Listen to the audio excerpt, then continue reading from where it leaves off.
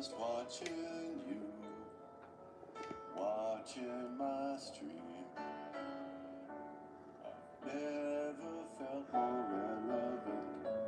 I must pretend that I'm not imposed by you, girl, and all your great content.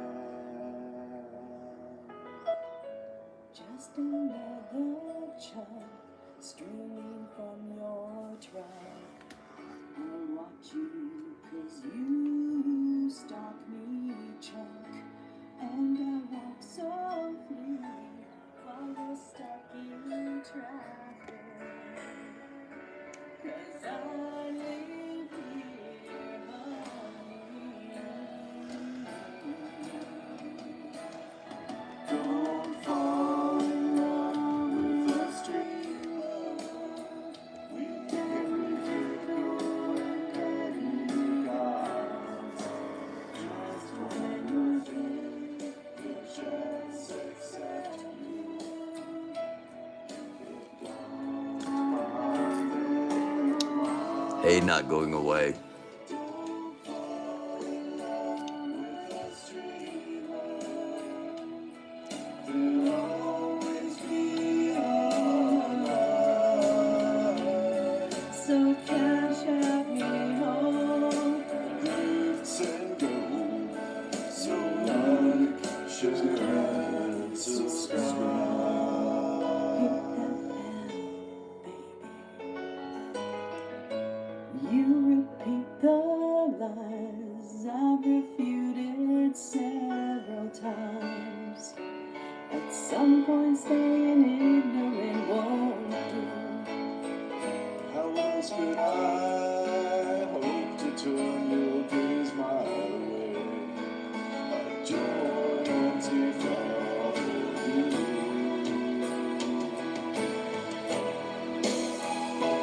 Don't fall in love with a stranger.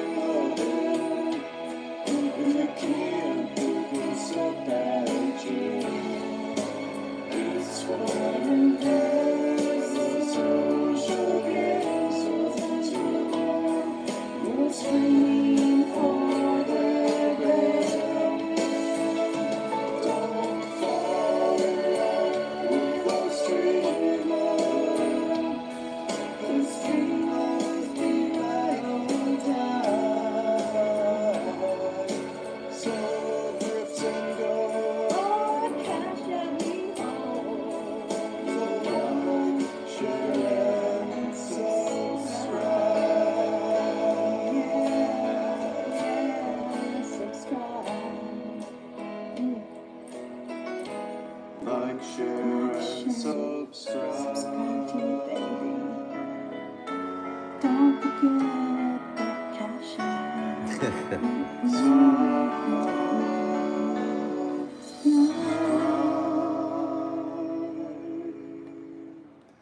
All right. Our opening for tonight. Hello, everybody. Kind of a surprise, unannounced, if you will, late night doofus after dark. And we're going to be talking about Jeffrey Epstein a little bit more tonight, as we did last night. But we're going to be starting out with a look at a solar storm that is on its way. What we opened up with there, that was Lolo and Oomph Calvarist and their song, Don't Fall in Love with a Streamer. One of the reasons we started out with that tonight, it was a great song, but because those of you, if you're watching this show for the very first time, thank you very much. Please consider hitting the subscribe, the like, the share, everything that Lolo and Oomph were singing about. If you watched the show for a while, you know we do the Doofy Awards, and the 2023 Doofy Awards are coming up. The nominations are now open for Best New Show and Best New Song. So that's one of the reasons we opened up with Oomph and Lolo and Don't Fall in Love with a Streamer. Again, we're going to be talking, the feature again tonight's going to be Jeffrey Epstein.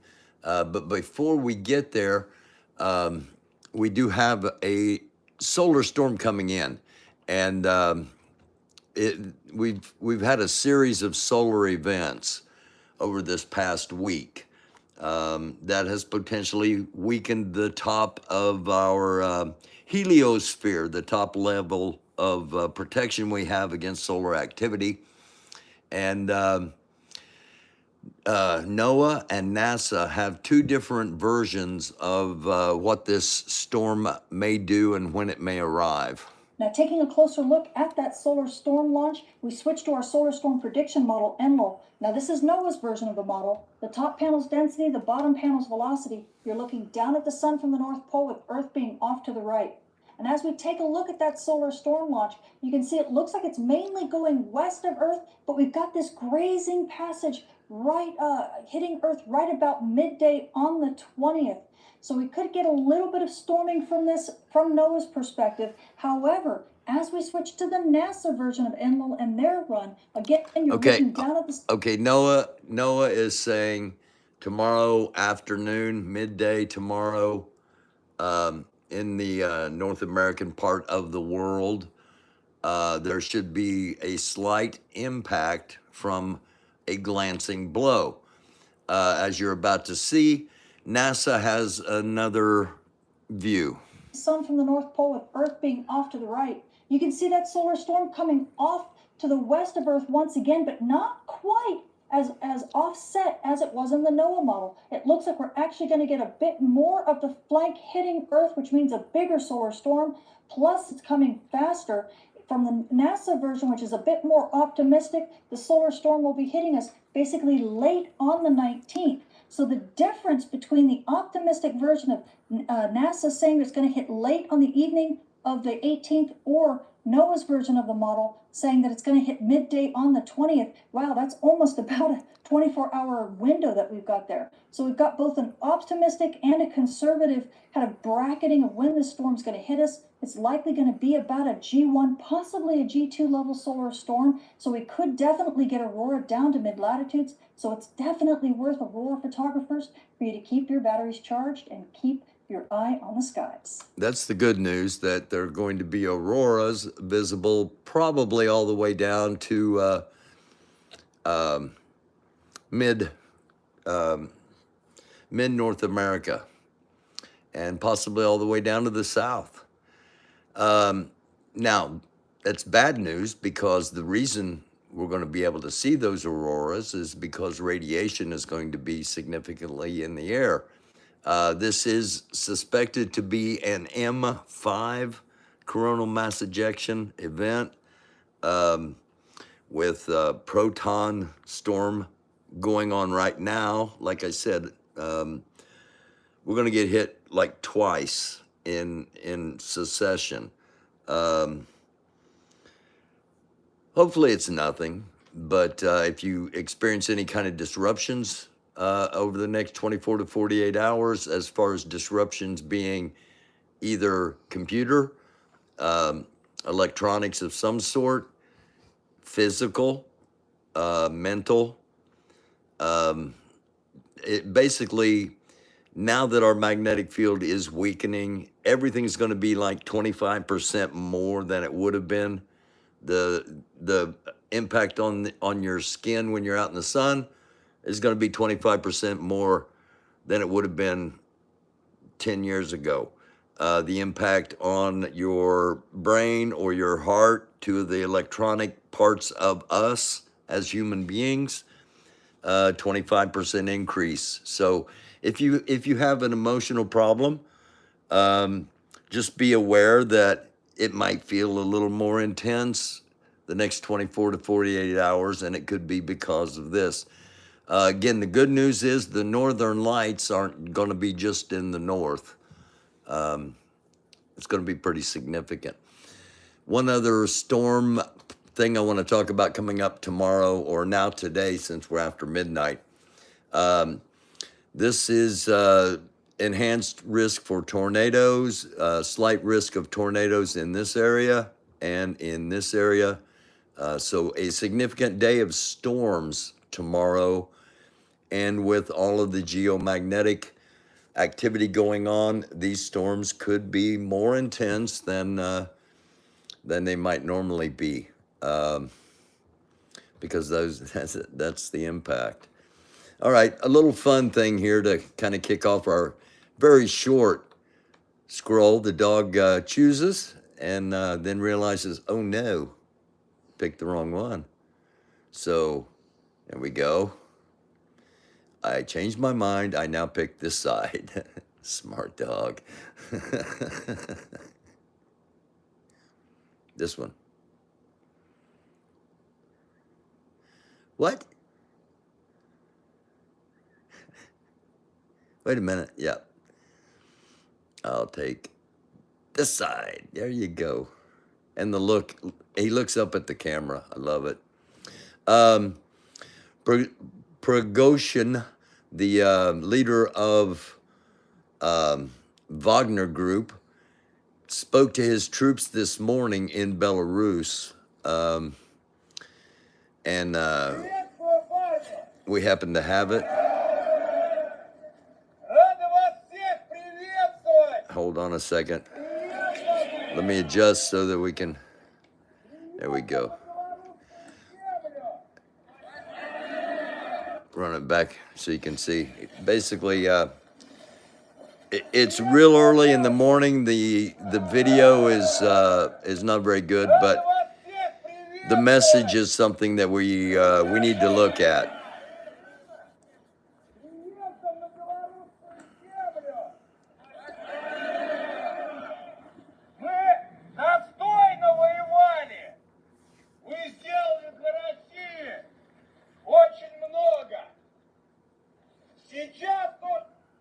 Ah, crap. Yes, it would happen. All right. For those just joining us, we're listening to Yevgeny Prigozhin, the leader of the Wagner Group, group of Russian missionaries, Russian mercenaries, as they are termed by us. We call them security or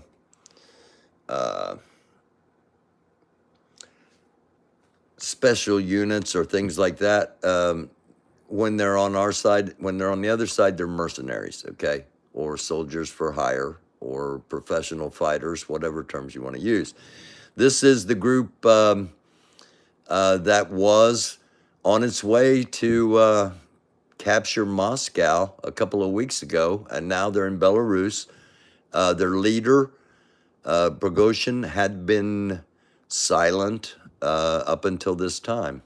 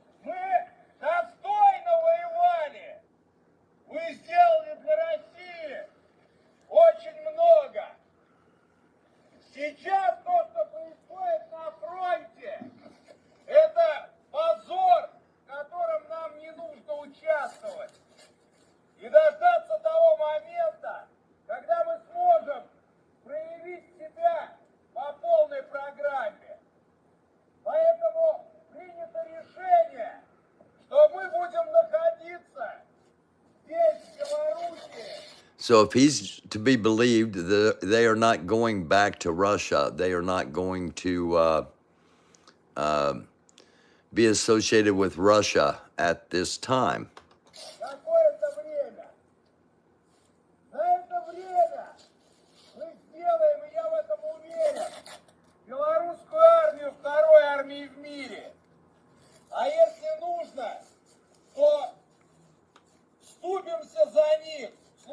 Okay, so they're going to be training the Belarusian army, which is going to be a Herculean task. It's not much of a fighting force, and he says he's sure they're going to make him into the second army in the world, and if necessary, they're going to stand up for them. Why would he say that? Well, Belarus is kind of on the western flank of Russia, if you will, and it's kind of a safeguard between Russia and Poland, and plus it is a way to keep open the transportation, primarily rail, to the sea, on the other little bit of territory that Russia claims. So it could be a potential a buffer, or it could be a potential corridor. But that's why Belarus is important, and why Prigozhin is there at the moment anyway.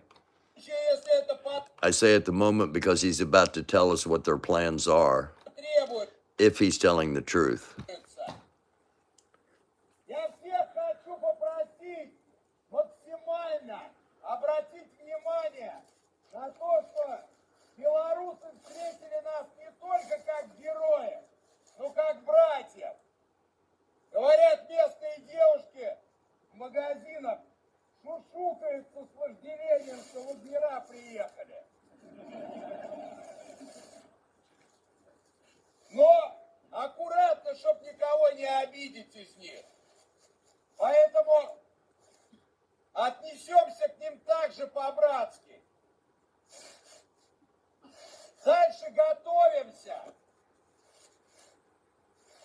Повышаем свой уровень и в новый путь, в Африку. И, возможно, вернемся на СВО в тот момент, когда будем уверены, что нас не заставят посрамить самих себя. Okay, so if you've watched the show for a while, you know that Chris has been on he's probably been on more than anybody, but if not, he's right up there. You know that we've talked a lot about Wagner's presence in Africa. That's where they extrapolate a lot of their wealth for their leaders.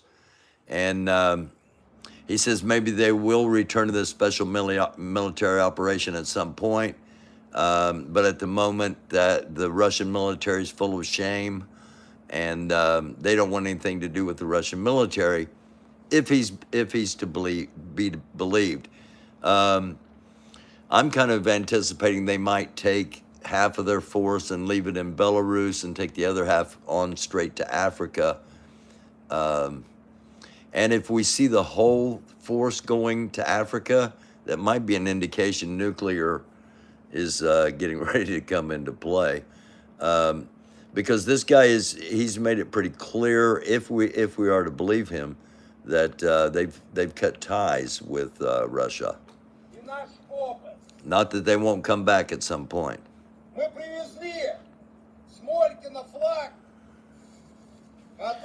And this part right here is why I think they might split and half go to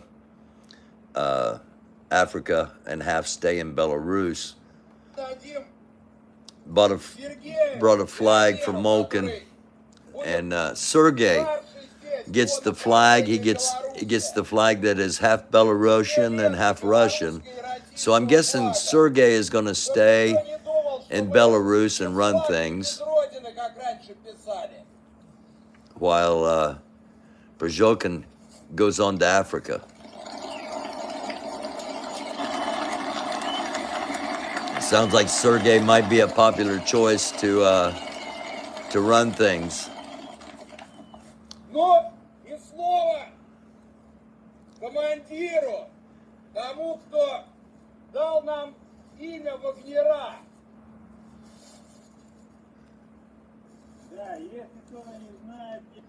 Okay, the commander, he's addressing Putin now.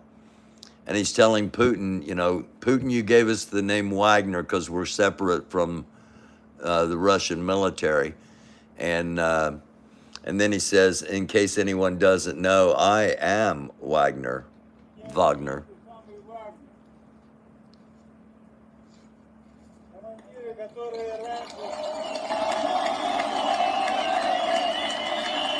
Basically, he's telling his troops he is loyal to their group, he is loyal to their organization, not to the president of Russia, Vladimir Putin.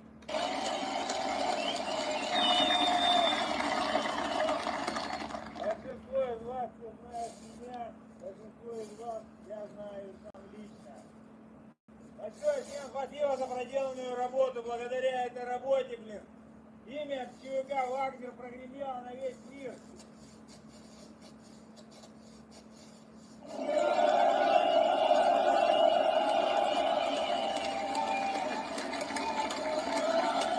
Okay, the name of Wagner has been spread throughout the world.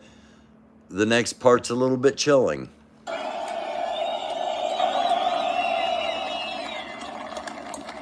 Всем спасибо. Вам спасибо. They're showing all the troops in kind of a horseshoe. Again, the video's not the... I've got a better video, but it didn't have a translation on it. Это не конец, это только начало самой большой работы в мире, которая будет проведена очень скоро. Ну, Okay, I meant to pause that before it got off of there. It's not the end, it's just the beginning of the greatest work in the world, which will be done very soon. Cryptic, but again, potentially very chilling, because these are, these are some of the best fighters in the world. ну и welcome to hell.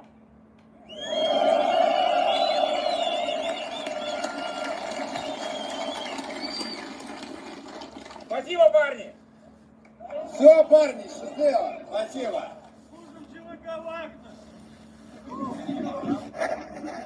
There you go. And welcome to hell. I have a feeling he's not talking about Damnation Drive-In. Again, a little foreboding, but time will tell what the intent is. If again, if he's telling the truth, we can extrapolate some things there. That they're not going to be fighting. They're not going back into Ukraine. They're going to stay in Belarus, or they're going to be in Africa. So they're not going to be in Russia. They're not going to be in Ukraine. They're not going to be part of this conflict. If he's telling the truth, that tells me that the leaders of the Russian military are very jealous of the success that the Wagner Group has. And if there's going to be a victory, they want to claim it. So they don't want any private military companies involved. We'll see. We'll see if that's a good move or not. But if he's telling the truth, that's what it tells me.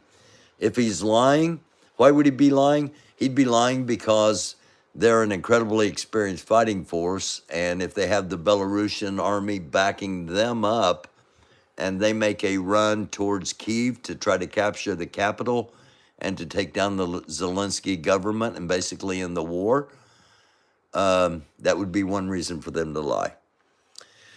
I talked about possible tornadoes tomorrow in the areas. Today, one hit. This is 5 hours ago, Rocky Mountain, North Carolina. A Pfizer pharmaceutical plant damaged by large destructive tornado, rated by the National Weather Service based on damage to be an EF3. And again, that happened earlier today. So tomorrow, if you're in an area and you hear tornado warning, if you hear tornado watch, that means, be aware. If you hear warning, that means you've got maybe 20 to 30 minutes to prepare, because a storm with a tornado could be heading towards you. Wanted for treason against the United States of America. The 14th Amendment. No person shall be a senator, a representative in Congress, or president vice president, or hold any office, civil or military, under the United States, who, having previously taken an oath as a member of Congress or an officer of the United States, or as a member of any state legislature, or as an executive or judicial officer of any state, to support the Constitution of the United States, shall have engaged in insurrection or rebellion against the same, or given aid and comfort to the enemies thereof. The 14th Amendment says these alleged perpetrators cannot, should not, and will not serve. That's the significance of what's going on here. That's the significance of these indictments. That's why last night Trump, it was reported, Trump called the members of Congress and told them that they needed to really step up the offense to distract from what was coming his way, is what was reported. What I think he did, he called them, he called probably everybody in this picture, including Kevin McCarthy, he's not in this picture, as well as some senators, Lindsey Graham probably among them, and said, look, if I go down, you're going down. That's what I think the phone call was. That's why I think all these people are so scared. Marjorie Taylor Greene did something so draggy, so chuddy, so swarmy, that I never thought I would see it by a congressperson of the United States. Lorraine Boebert, pretty lady, okay, pretty face doesn't mean a pretty heart, doesn't mean a smart brain. These people are puppets, and it's not like, maybe some of them have a hand up their butt, but a lot of them have strings, and it's not hard to see them, in my opinion. And just a reminder that Donald Trump Jr. would rather, he asked why, rather than endlessly going after their political enemies, maybe Jack Smith and Biden's DOJ would better serve the American people going after the pedophiles on Jeffrey Epstein's client list. And guess who's on Jeffrey Epstein's client list? His dad. All right. What's on Jeffrey Epstein's private island? That's how we're starting this out tonight with a look from Inside Edition. This is 4 years ago with Deborah Norvell. Convicted sex offender Jeffrey Epstein remains behind bars today on the latest child sex charges lodged against him. Epstein's arrest last week has put the spotlight on a private Caribbean island he owns, one that some have dubbed the Island of Sin. Our Lisa Guerrero traveled to the Virgin Islands for this look. It's your first look at disgraced financier Jeffrey Epstein's private island. The only way to get to the island in the Virgin Islands is by boat. And there it is, Jeffrey Epstein's 70-acre retreat known as Little St. James. We've launched a drone up right now. We're trying to get a better look at the island. From above, we see a large American flag. There are multiple structures, pools, and a helipad. Palm trees line the beach. He reportedly had... If there's a helipad, then the only way to get to the island is not by water. Just saying. And if you're just joining us, welcome. We're going to be talking about Epstein from here on out. them shipped in and planted at $20,000 per tree. The structure behind me is the main build. $20,000 per tree for the landscaping that was constructed specifically for this island. On this island, and it has hosted American politicians, world dignitaries, and it's also the location that is alleged to have housed these wild orgies. One mystery is this white and blue striped building that looks like a temple. It used to look like this, with a gold dome, but it was lost during a storm. So what's inside? Reportedly, it's a music room where Epstein played the piano. Captain, can you take us in for a closer look? Near shore, we climb aboard a dinghy. This looks like an island paradise, but what allegedly happened here to teenage girls was horrific. Suddenly, a member of Epstein's staff appears when I step off. Sir, is this where the young girls were brought? So this man is now asking us to leave. He's kicking us off the island, so we're gonna go. Epstein's bail hearing was held in New York today. Stephen Fabian is there. Again, this is Inside the 4 courtroom, years the old. biggest moment came when two of Epstein's alleged victims spoke out, detailing when they say Epstein sexually abused them both, one at age 16, the other age 14. I spoke to lawyer David Boys, who represents several women who claim to be Epstein's victims. What do you know about that private island that they refer to as Sin Island? Do you know anything that happened on that island? A lot of really bad stuff. A lot of really bad stuff. Okay. That's a look at the island for those of you that, there's been a lot going on in the past, past 7 years now, I guess, going all the way back to 2016. And a lot of focus on a lot of things, including the pandemic. And this story might not have generated the interest it probably should have. And maybe you don't. Maybe you've never seen the island before. So if that is the case, wanted to make sure we started out with that. Now, there's not a lot of American media from then about the island. Things were not pushed to the forefront. Let's just say that. But 60 Minutes in Australia, they had this. Well, we definitely received substantial evidence that he was involved in trafficking young women and children to the Virgin Islands for a very long period of time through our airport, through his private jet. And then he would, by helicopter or sometimes boat, would then transport them over to Little St. James. And that's where he has his complex where he lives, which is his official residence as well. And that these young girls and women were subject to sexual assault, sexual exploitation, through coercion, false imprisonment, where the passports at some points were taken away. The actions were just reprehensible.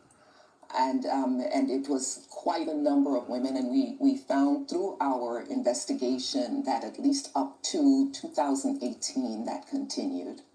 Okay, so it went on up to at least 2018. We went through the Black Book. We didn't go through it extensively last night. We'll have to do that. We'll just have to have an episode and just go through each and every name in that Black Book, possibly. But you've seen some of them. You've heard some of the names, and we question at times, and justifiably so. We question, how could people knowingly associate with a pedophile? And we find out here some of the most prominent people in the world didn't have a problem associating with a pedophile. So what your investigation is showing is the broad scope. And that in no way means should justify anybody thinking that being a pedophile is okay. All right. But is that the end goal to all of this? Is this all of this, the movie, the Sound of Freedom, the crazy Jamie Foxx, Ice Cube, Oprah, is all of this just to try to justify and normalize this insidious behavior? Because if the stars and the rich people are doing this stuff, then it's okay for everybody. I sure hope not. I sure hope that's not the case. of Jeffrey Epstein's nefarious activities? That it just kept going? Based on the evidence that we found thus far. Let me make something very clear. Jeffrey Epstein was very good at protecting himself and being secret. The secrecy he was very good at that. And because of his wealth, his power, he was able to do that and secure that. So when you think about it, he owns a private island. That's an island over a mile away from St. Thomas, the main island.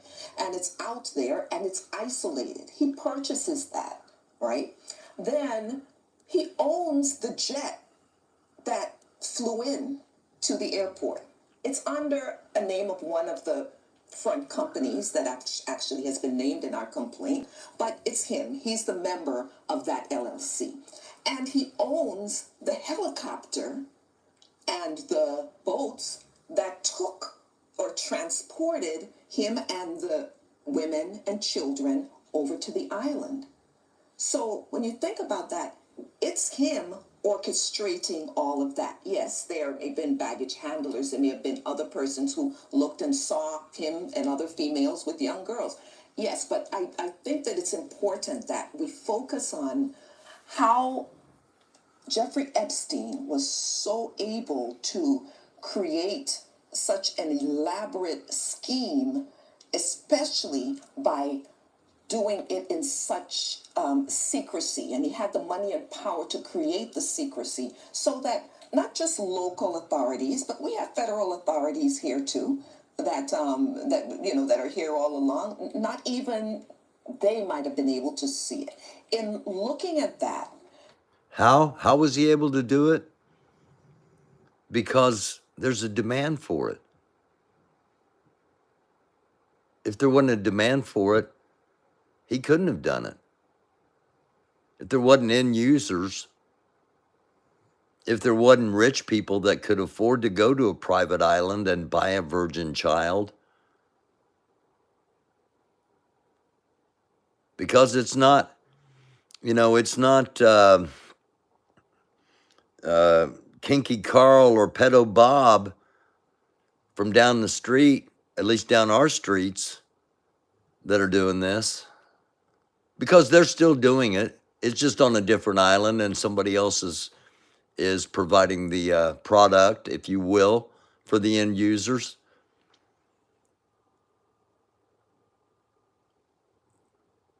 Maybe I'm wrong, but that's what I think is going on. You think this is the only sex island? I don't. Anyway, you want to watch the rest of that, and I would recommend it. 60 Minutes from Australia. Okay, so Epstein got caught.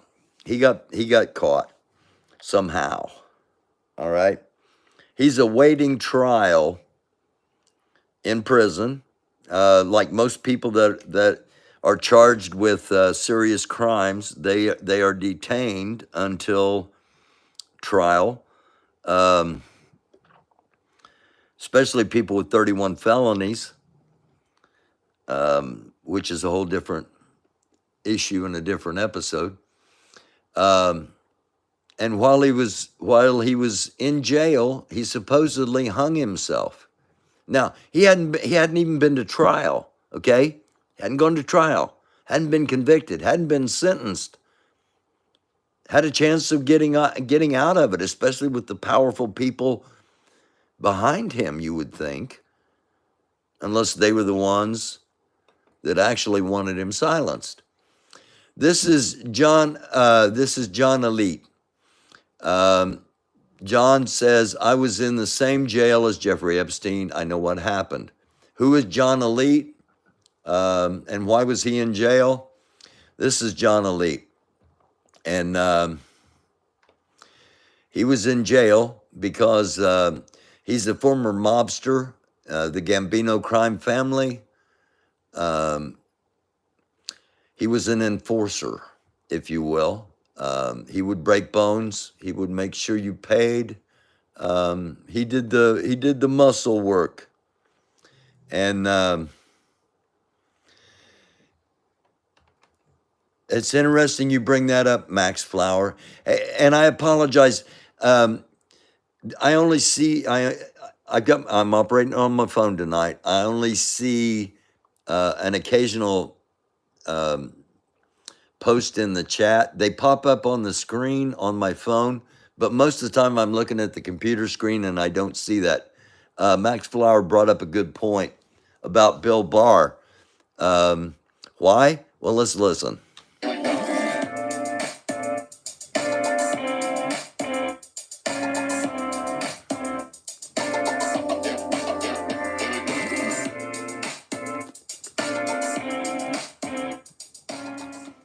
Today's episode. My favorite one. John was super excited to talk about Mr. Jeffrey Epstein, the infamous pedophile, horrible human. Jeffrey Epstein, and I guess I'll let you take it away since you clearly have some thoughts. Well, recently, for the people that don't know, I did a radio show, and I was asked about Jeffrey Epstein. And I briefly touched on this at another period, but we really didn't get deep into it. And on the radio show, we really didn't either. They just asked me, why do I have such strong opinions of what happened to him? And I said, well, first, I don't think it's okay that any of us forget how many kids were affected by whatever happened to them on that island sexually, underage, and nobody else has been arrested. Nobody's names have came forward, and that's not okay. If this is going to be a justice system, it's got to be one for all, right? And especially when it's crimes against our kids. So I don't want to let that situation go. I'm not going to be just, time went by and we forget about it. Like this country's used to with everything, with 9/11 or anything else. That does not just disappear. So I spent over 4 years in MCC, where Jeffrey Epstein was. So I know what it is to be on the 10th floor in those solitary confinement cells where Jeffrey Epstein was. I know what it is to be a high-profile inmate like Jeffrey Epstein was. Well, actually, he was probably the number one highest-profile inmate in this country, and probably ever, I would think, because of his involvement with so many people on all sides of the aisle in other countries, he was also accused of being an operative. Whether that's true or not, who knows? Being an operative. So, what you saying? What I'm saying, he definitely did not kill himself. That's 110%. Okay. So then what happened? Now, what happened is our Attorney General, Barr, completely lied to every citizen in this country when he said that he was going to look into the investigation. And I believe he was in Texas when he said, somebody asked him, one of the media outlets asked him, Barr, did you look into this? And he said, yes, I did. And there was nothing there to look into, so I dropped it. And then Okay, by looking into this, when I first heard this, I thought he was talking about looking into the people that were involved in going to Epstein's Island and doing these horrendous things. What he meant was, did you look into Epstein killing himself? And that's what Barr is responding to. And as Max Flower, I had no idea that Epstein taught. There was an Epstein-Barr connection. That's follow-up question was, what do you mean there was nothing left there for you to look into? And he says, well, I watched the video and no one entered the tier. Stop right there. okay. So all he did, Barr, as far as investigating it, is watched the tape of the hallway where the cells were, not what was going on inside the cells, and most of the cells, as we will hear, have cameras. So what Attorney General Barr said is, all you people are too fucking stupid, so I can really abuse you all. I don't want to sound like my cousin Vinny, abuse yous. I don't want and I'm going to insult everybody's intelligence. But he forgets that a lot of us dummies that were in jail know the system. And here's the system for the people who don't know. If a count is not cleared because he said 2 guards fell asleep and did not do the count, so they Count being cleared is prison talk for they count how many inmates. They go through each cell block, each floor. In this case, the isolation was on the 10th floor. They go through each level and count the number of inmates to make sure everybody's accounted for. They do this multiple times, or supposed to anyway, do this multiple times in detention facilities. did not find Epstein dead until the next morning. That's so fucking insulting and laughable, because if that occurs, then they hit the deuces in the jail. They try to contact. Hit the deuces is hitting the alarms, locking everybody down. Nobody moves. Nobody goes anywhere as far as inmates. And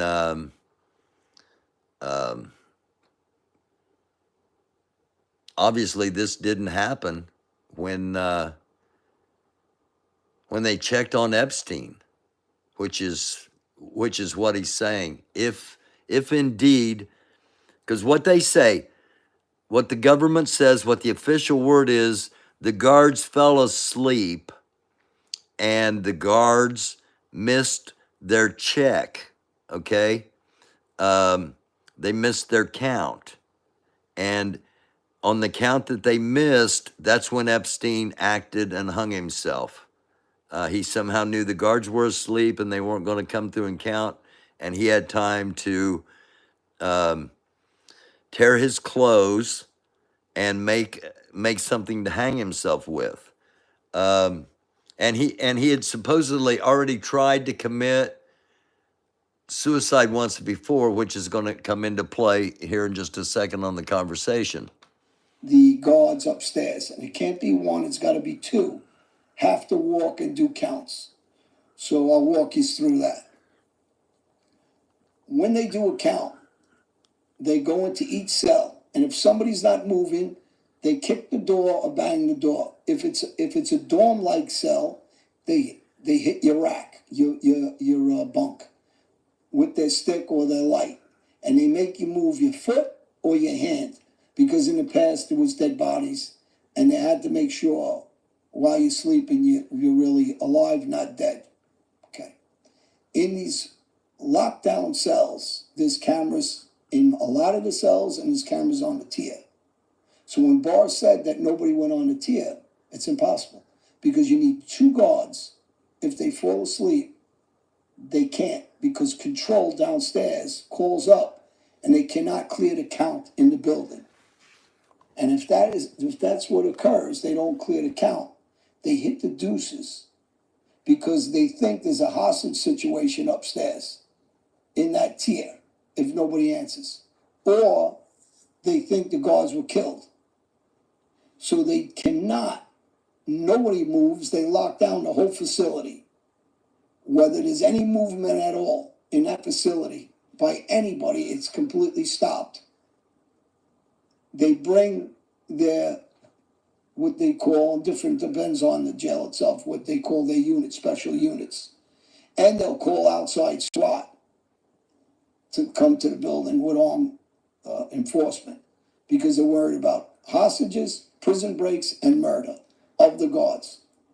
So if the guards would have fell asleep, if that would have been the case, they would have missed their count. And the officers in charge, control, can't clear the count for the building. And if they called up and they didn't answer, they would have assumed the guards had somehow been overtaken by the inmates, and there was a situation, and they would have, what he says, hit the deuces. So it's something to think about. Okay, so in your best opinion, what do you think took place? So, I love how excited you get about this. yeah, I'm excited because he got caught blatantly lying, Bob. So, if this occurs and they claim to be sleeping, right, they would come up initially and see that they're sleeping, wake them up and do the count, right? That didn't happen. And the 911 tapes have disappeared because they only have to keep them for a year. Wait, wasn't there also something that, like, the two guards that were supposed to be doing something were asleep? Yeah, it's impossible. By coincidence, both are, like, asleep or something like that? Yeah, it's impossible because they wake them up and tell them to go do the count. But here's how they killed him. So, most likely. Wait, can I tell you my prediction and you tell me if you think this is right? Yeah. I feel like they said between this time and this time we're not gonna come bother you. Basically, you know the details more than I do. We're not gonna come bother you. Here's how you're gonna do it. Go do it. And then he did it. Or no, and then so they facilitated the act. Like I think that he didn't, like, when people say like he didn't kill himself, I think maybe he was the one.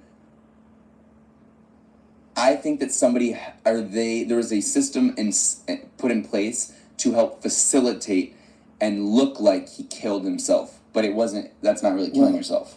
Why would you kill yourself when you hadn't been to trial yet? You don't even know if you're going to be sentenced to be guilty.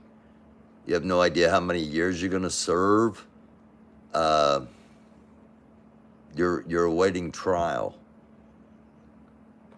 You have, when an inmate tries to kill himself, let me back up, which he did supposedly prior, he's then put in what they call a toilet paper wrap, right? They take all his clothes, they take anything he can kill himself with, any kind of cover, so he can't take the strings out of it and hang himself. Everything's happening. He's in a cambered cell where he even showers in there. They turn the shower on at whatever time. There's a mic inside the room. They tell him, get up and shower, and they turn it on. Whatever time they feel like turning it on. Whether it's 2 in the morning, 4 in the morning. It's a nice shower. He gets up. If he doesn't get up, they turn it off after 5-10 minutes. Yeah. Now, control room has the cameras.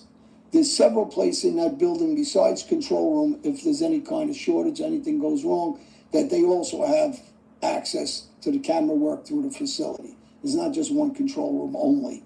On the floor itself, it has their own cameras also. But what happened, in my opinion, is we get fed through a mail slot 3 times a day. Now you have inmates, influxes of inmates that are moving in and out from solitary confinement and throughout the jail daily.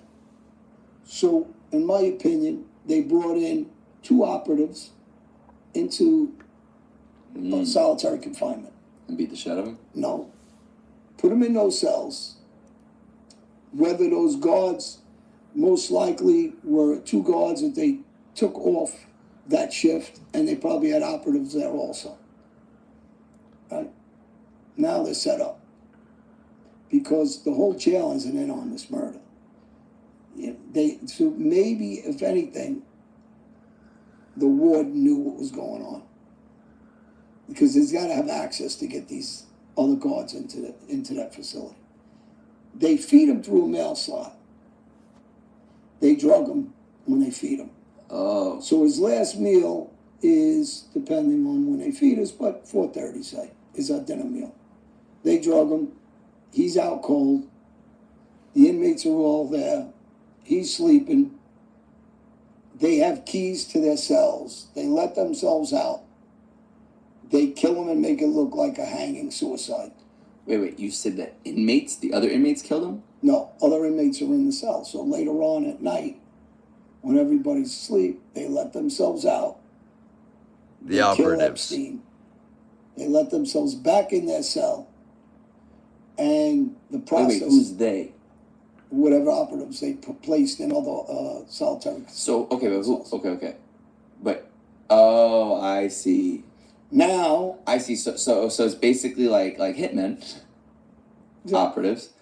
So they put them as like, so you think that they kind of like hide these guys in other cells as if they're inmates, correct? Exactly. And then but they give them the key. Because there's daily movement every day from inmates in and out of solitary, in and out of the whole jail. Right. So then they say, okay, so they basically reserve, let's say, like a room or two to put these operatives in that are just going to be like just hanging in there for the day. And then they know that between 3 and 6 a.m. Epstein's going to be out cold, and they let themselves out, and they also have the key to the other one. Mm-hmm. And then they go in, and then they how do you think they kill him? They kill him, make it look like it's a suicide, which the first autopsy, he says, no, it's not consistent with suicide, it's consistent with strangulation. He was killed. Later on, they overrule that, right? Well, they make it look like suicide, but they choke him to death, so, they strangle him. They snap his larynx. Now, how do they get back out of those cells? When there's a movement, whether it was a movement later that day. Wait, but hold on. Who do you think these operatives have been sent by? CIA. Oh. You got to remember something. Let me give something for people that don't know. When Nixon was in office, Spiro Agnew was the VP. Gerald Ford was head of the Warren Commission. He cleared everybody about the killing of JFK. When he clears everybody at JFK, Gerald Ford never got voted in anywhere. They arrest Spiro Agnew and charge him with a crime. He's out as VP. They replace him and reward Gerald Ford as the VP without being voted on by the public because of what he did for the Warren Commission for them. Mm. Now he's the VP. And then they go after Nixon. And when Nixon gets impeached and steps down, Gerald Ford steps in. That's our deep state. That's our CIA. And there's no different here. They got rid of him. And later on in the day, that same day or 2 days later or 3 days later, those guys stayed in those solitary confinement cells, and then they shipped them back out like any other inmate walking in or out. Now, to say that no one walked in that tier is the most ludicrous, ridiculous thing, because there's 2 counts in the middle of the night. So would these guys just sleep through the night? And you can't sleep through the night, even if they did with the dumb excuse boss said that no one ever came in, because they would think what I said earlier. It's a hostage situation. The guards were killed or an escape. All 3 of those things makes them hit the deuces, lock down the jail, hit all kinds of alarms, and everybody's on the move to find out what's going on upstairs. None of that occurred. Okay, but then who's calling the shots to the CIA to be those operatives? Like, there's somebody. Whoever's calling the shot for the CIA. The same reason. So why would the CIA not want Epstein left? Because he has a lot of information. Information on how many of our presidents, senators, judges, Supreme Court judges, kings and queens from other countries on Epstein Island. Fauci, Gates, his wife said I remember he's that. hanging around with him. I remember that. So they weren't just having pie and coffee with him. I mean, we know what was going on there. So, you got people going there, the powerhouses, billionaires of this country, and the elite are going there. Now, all right, we'll pause it here. We're about halfway through the video.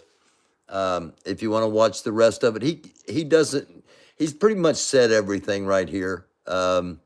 He believes this video is from John Elite. If you weren't with us when we started, let me pop down here.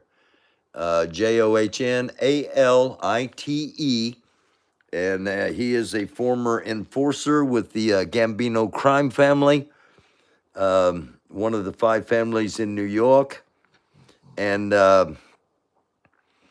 it seems like some elements of our government run an awful lot like the mafia.